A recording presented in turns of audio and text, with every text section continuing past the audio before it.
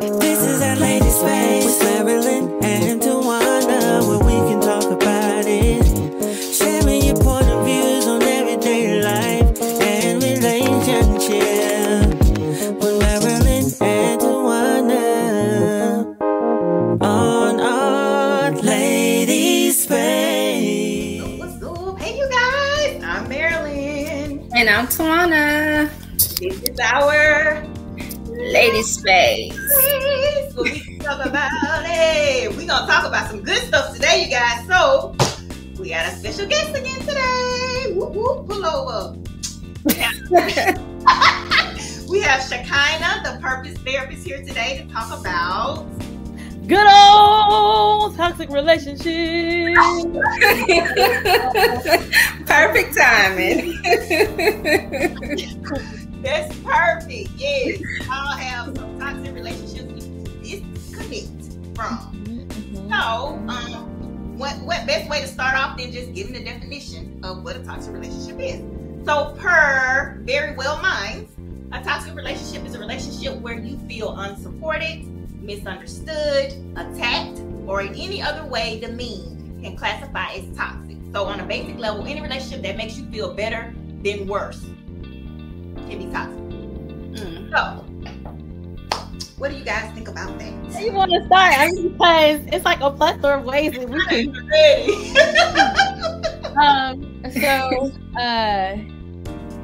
I think the first thing is, you know, toxic is like a very popular phrase that a lot of people use as far as like identifying. They use it for as soon as somebody does something they don't necessarily like all the way, they're like, that's toxic, stuff like that. Yeah. And I think that in a way it's lost sometimes its validity because a lot of times it is very true still. So that is a accurate toxic situation. This is something that's, you know, whether it be like super codependent or abusive, or even just a space where you're disrespected and not honored, you know, like, or people aren't respecting you as you respect yourself.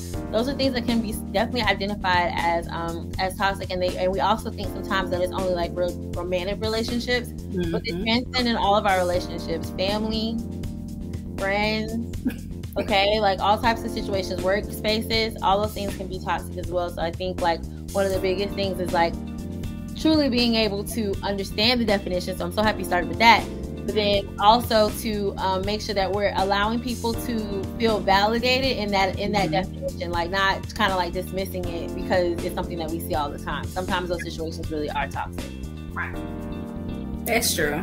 And I think hearing all that, I'm like, wait a minute, let me reevaluate some situations because they may have been toxic and I didn't realize it because, you know, we often give people the benefit of the doubt.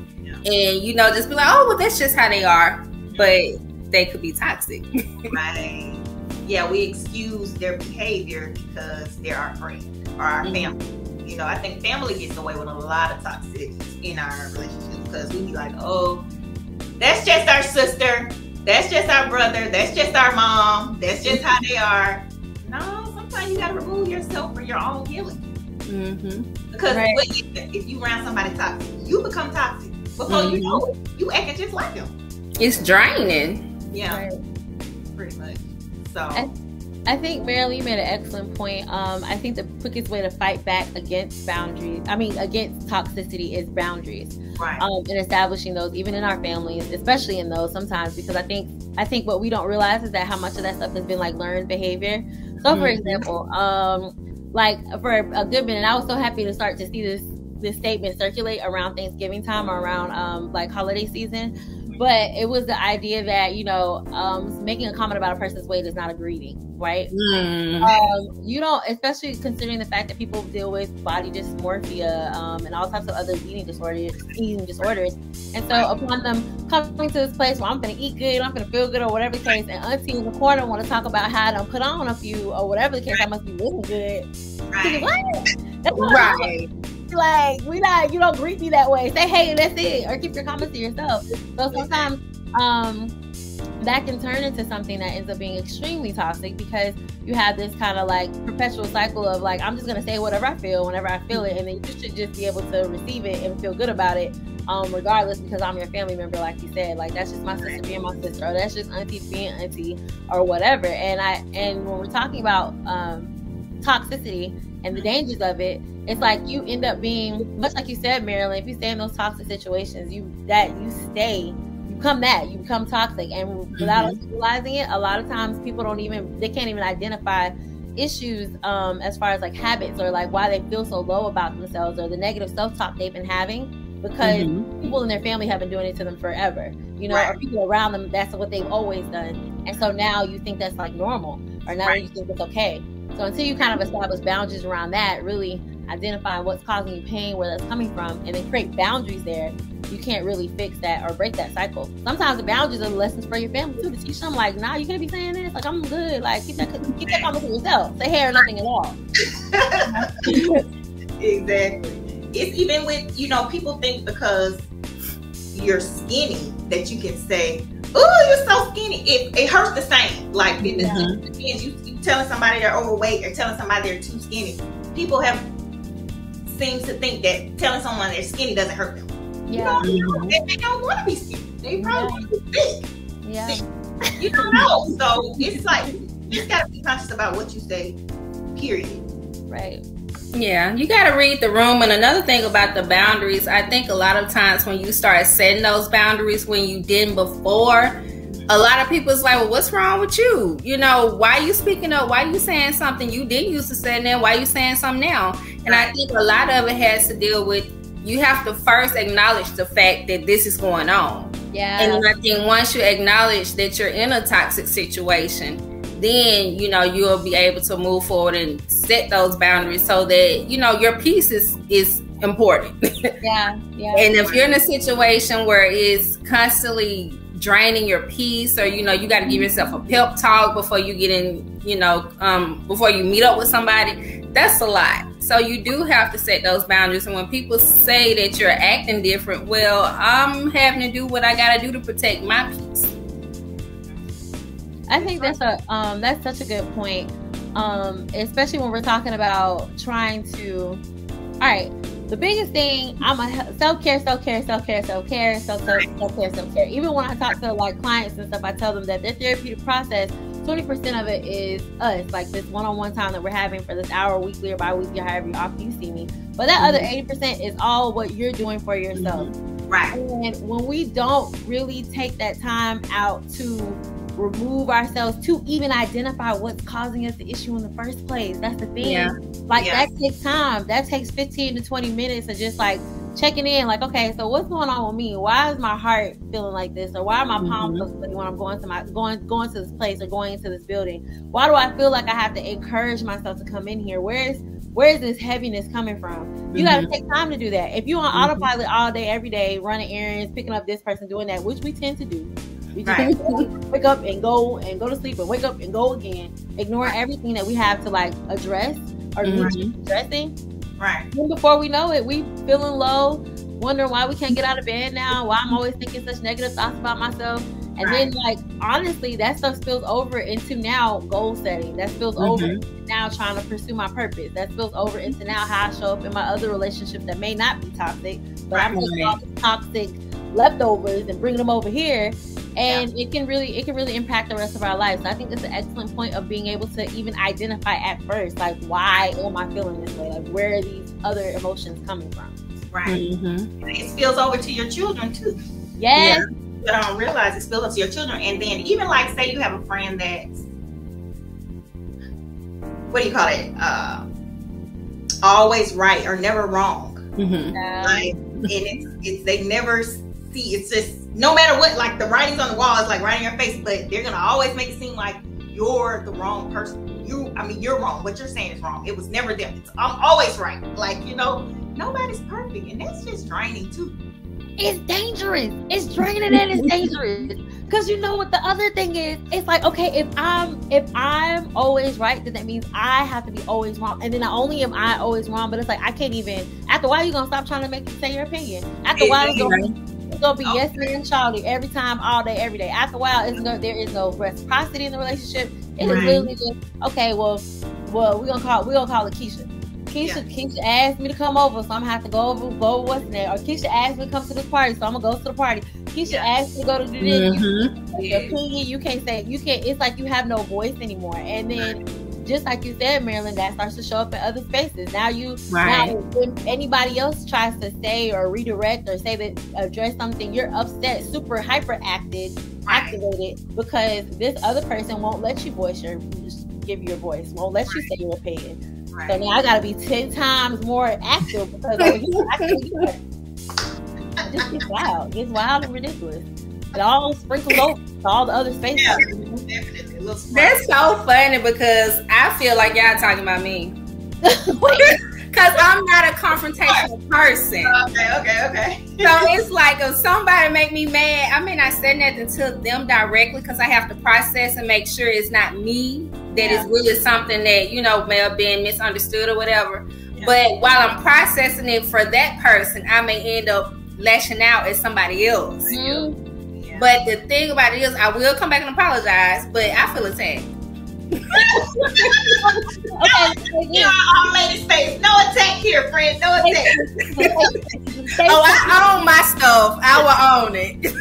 But I'm gonna be honest, I'm guilty of it too, because truthfully, you be trying to avoid the conflict of the situation. You be trying to get rid of all that stuff. But I think we even have to look at conflict differently.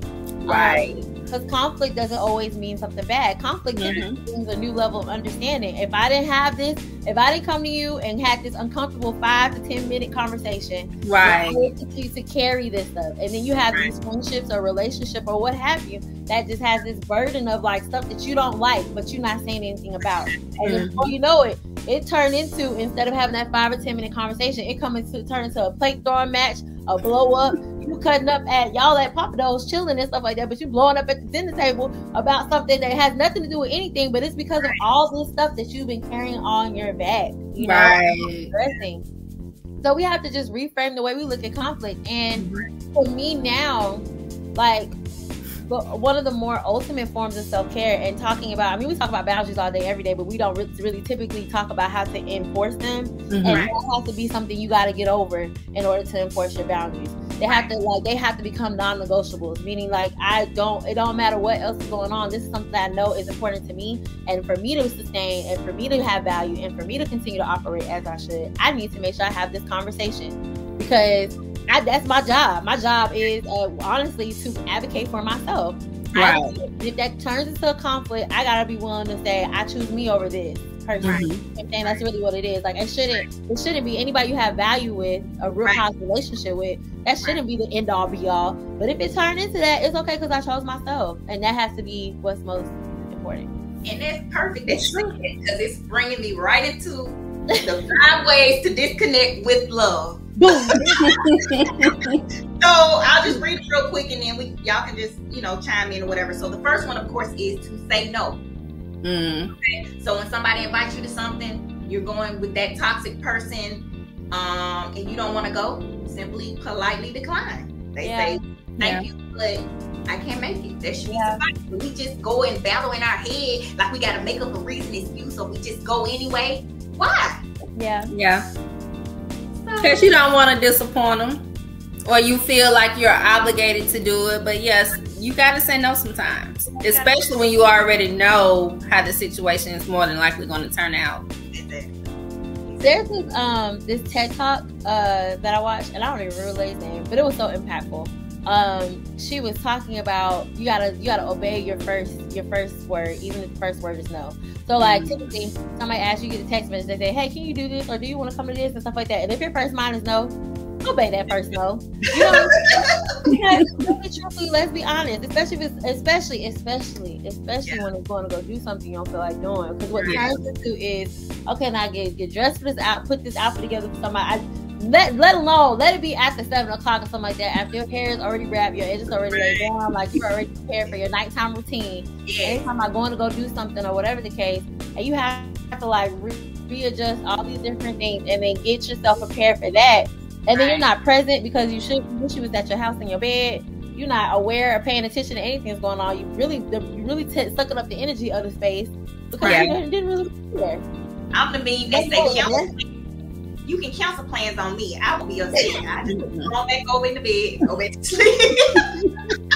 You said, what? For real, girl? Dang, for real. Every time. That's it. The second one was think loving and compassionate thoughts towards the person in question. Hating, resenting, or being angry will only hurt you. Perhaps the toxic person is unkind or rude because they're afraid, lost, or feeling insecure. So our external condition and behavior is always an expression of our internal condition. That's good. Very good. I think you get to a certain level of empathy. I think that has to come with a certain level of self-awareness too, though, Marilyn. Like, you gotta be so aware of yourself enough to be able to pause and not personalize everything everybody else is doing. Yeah. I mean, if you know you're showing up as 100%, if you know you're a good friend, if you know you've been caring and kind, and you try to be supportive, if somebody has a situation that's going on, you're not gonna look immediately towards yourself as far as like take offense. Right. You know, if you look for the offense, you're gonna find it. But if you're looking for instead trying to see, okay, there must be something going on. How can I support this person in this space? It can make all the difference, especially when we're talking about having to separate ourselves from people that might be separate. It's almost like you never know the background that led a person to how they're acting towards you. Right. Again, back to those family ties or like family influences. That has such a huge impact on how we are, y'all. That junk it's wild. Like when you really dig down into attachment styles and understanding where people's like it's traumatic experiences and how it impacts our minds over time to where we behave ways that were taught to us when we're like 5 or 6 years old and don't even realize it. Right. So that snapping back at you, that getting the attitude over something, that stonewalling that they're doing where they don't want to talk to you for a moment and just being really hurtful and mean might have been something they auntie, uncle, mama, brother, daddy, whomever did to them, and now that's how they deal with stuff when they don't get their way or when they feel uncomfortable. Right. And again, we got to be self-aware of ourselves to know that this has nothing to do with. Yeah, and those generational curses too. Sometimes it's so hard and heavy, they can't break it like that. They ain't nothing but the Lord and some prayer on them knees is gonna break that back. And sprinkle in the therapy. Can't get therapy. Sprinkle in the therapy. Now it gets rough, and we don't. Again, when you're talking about just like generations of that stuff, I can't even. It's almost like to the point where you have to make up in your mind that you're not gonna be the same. Yeah. That you're gonna be different. That's it. Yeah. And no matter how they treat you or what they think is normal, I have a new normal, you know? Right. And then that brings us to the third one that I think you can't even get away from, which is boundaries. Talking to them about needing some space in a loving way. Tell the person that you value them and you just need a little break for your own reasons. It's up to you how much you want to share. If you don't want to get into it, then this is explanation enough. Yeah. So boundaries is hard for people. Like people get so offended when you try to set boundaries. It's almost like you cussing them out. Because if they see it as rejection, that's how that goes. And again, it goes back to that their own work. Like this. Okay, so let's say you go and you're like, I'm gonna start my healing journey today, right? Yeah.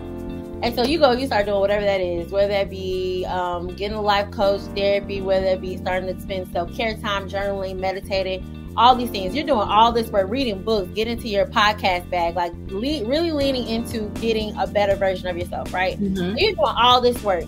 And let's say you're in a friendship with somebody and you're doing all this self-awareness work, all these things, getting your spirit right, everything. You're up here, right? And the person is still, they're the same, right? Yeah. So because they haven't done any work on their own, it's like literally everything you do is y'all missing each other. Because you've done the work. You're thinking on a higher level. And if they're not doing the work to get their mind there, it kind of doesn't matter. It comes like that phrase of like loving somebody from a distance. And like that. Sometimes that's what our boundaries are necessary for. They're going to turn into you loving that person from a distance. And you got to know that that'll be the lesson for them to do the work that they need to do to go ahead and do their work. Like they struggle with it because they have not started the work. They have not done the work on their own.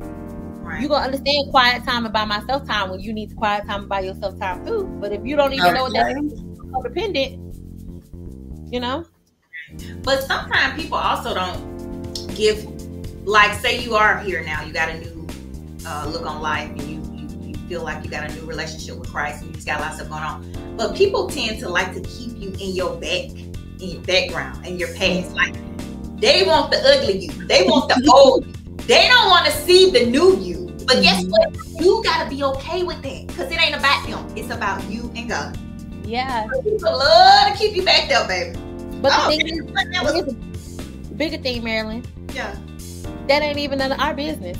Exactly. However, wherever they want to keep us and stuff like that, that ain't even only like it's not. And the reason why it's not is because what can happen is, just like we was talking about, when way we start this thing off, the projection of their negativity can fall on us. And before we know it, that label has become a limit, and now we stuck here. Right. Yeah.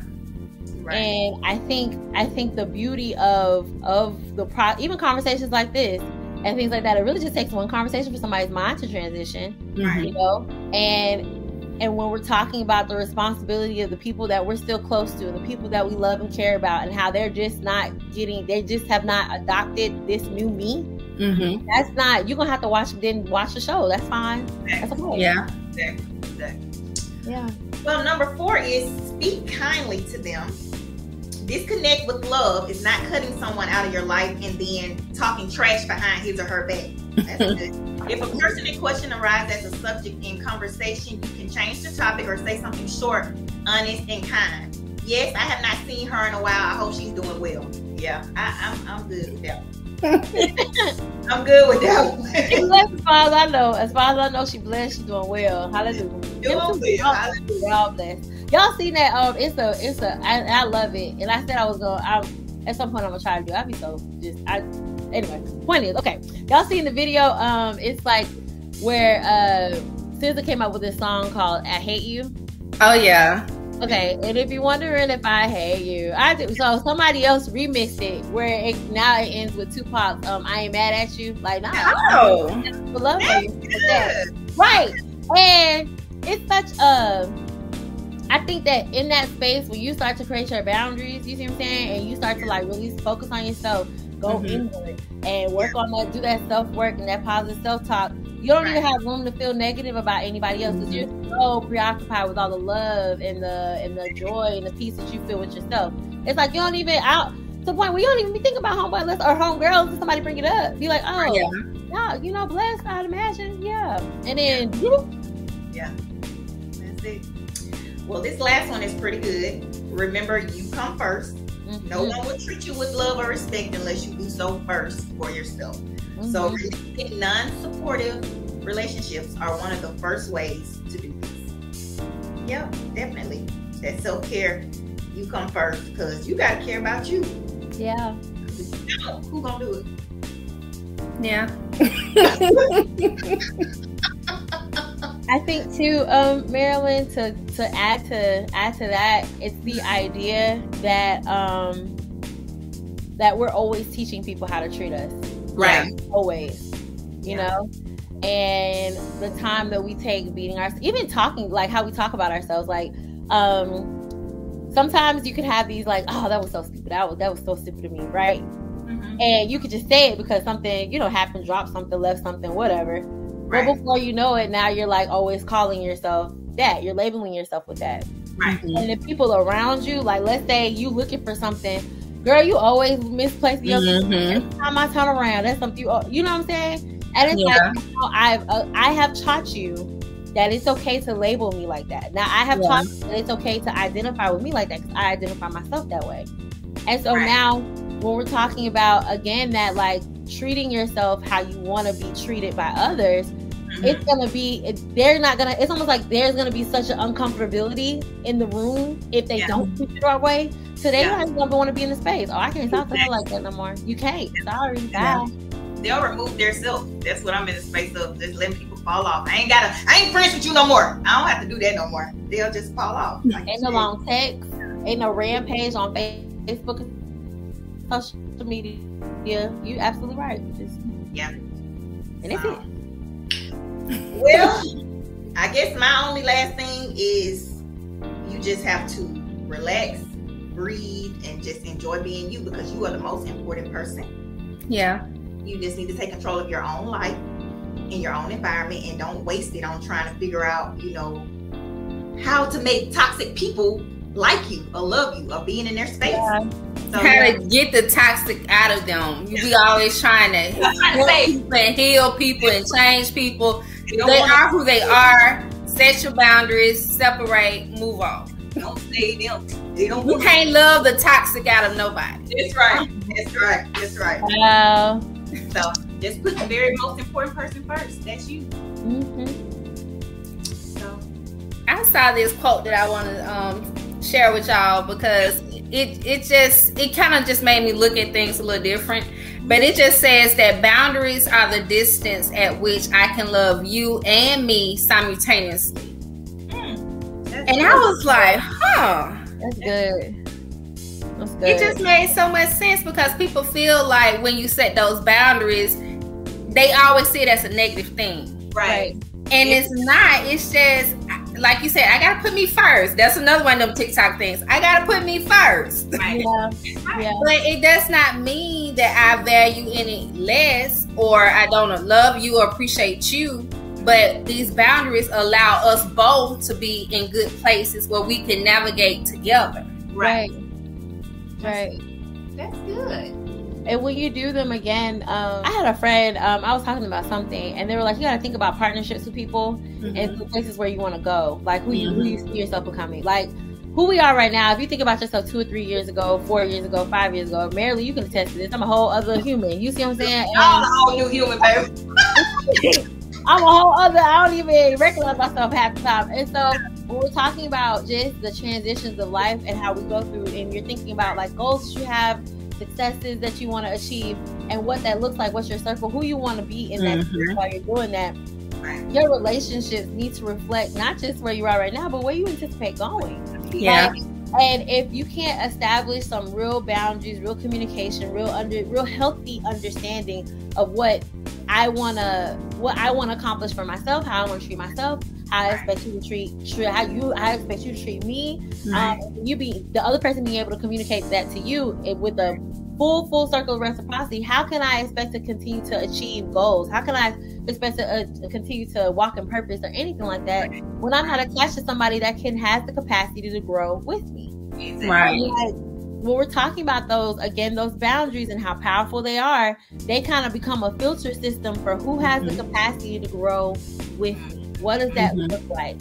And it almost to the point where if you pay attention now to those 3 or 4 or 5 years, it's people that just do not fit.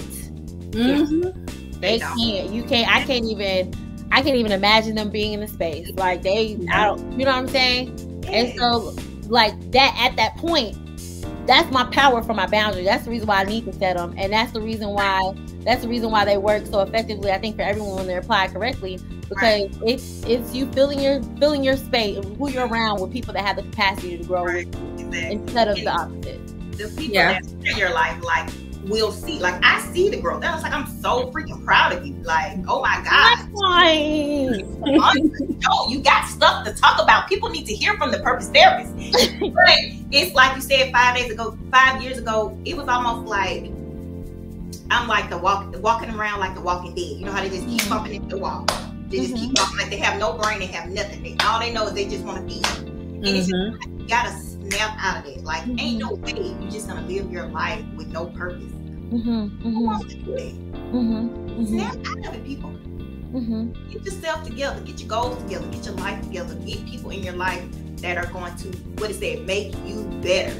Y'all can go and be better together. Time out for all the play stuff, and it's just time out for that. But anyway, I'm Marilyn. I'm Tawana. I'm Shekinah, the purpose therapist. But give us all of your social media information in case any of our subscribers want to reach out to you or follow you and see what you got going on over there. Okay, so boom.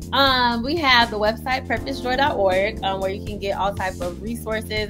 There's a self-care minute journal on there. There's YouTube videos, Instagram, all that stuff is on there. Then we have the Instagram page, which is the Purpose Therapist. Then we have our business Instagram page, which is @PurposeJoy. So all of that is all those things. And you reach out, send a DM, whichever the case. I definitely follow back. I support and I love everybody. So yes. we love having you on. This was a great show. Thank you so much for your time. We want you guys to like, comment, share, and what, Tawana? Subscribe. Tell all your friends. I appreciate you guys so much for having me. This is such a great, real conversation. It's very nice to do this at the end of my day. This was great. Awesome. Thank you, and it was nice meeting you. And we should do this again. Most definitely, most definitely. So, she's Marilyn. She's Tawana. I'm This is Shekinah. Shekinah.